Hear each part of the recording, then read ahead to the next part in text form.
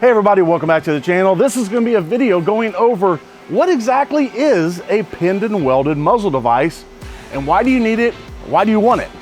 Well, simply put, this is something that allows a shorter barrel than 16 inches, but since the muzzle device is permanently attached to it, it actually gives you a 16-inch overall length. These are things that we have to do to comply with certain ATF regulations. I know they don't always make sense, but these are things we have to do.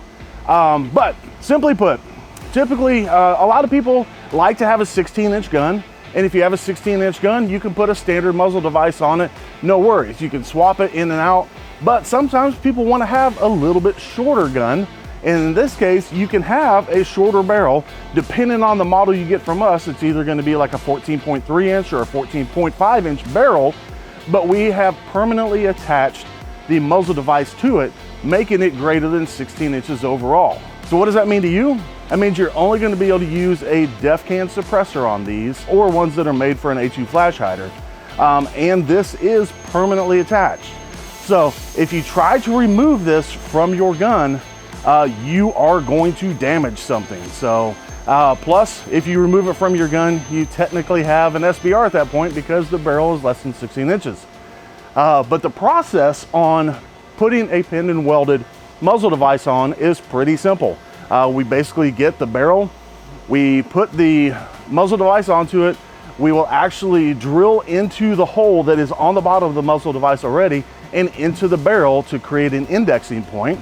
We will then put a rod that is going to go through the muzzle device and into the barrel, which actually kind of acts like a key to keep things from turning. Once that is done, we are going to then weld over that pin and re-blue it so that it looks as clean as possible, considering there's a weld on the bottom of it.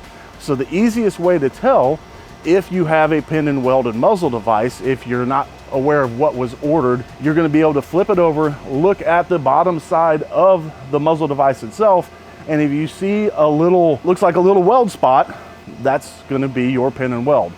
Depending on who did the welding, some of them are going to be a little more obvious than others, but if you don't have a pinned and welded muzzle device, there's either going to be nothing there or an empty hole, depending on the muzzle device you use. So that is just a quick rundown on a pin and weld, why you might have it, why you might use it, why you might want to avoid it. But the main thing takeaway is it is to reach 16 inches overall length with a permanently attached muzzle device, and removal of it is definitely going to cause damage.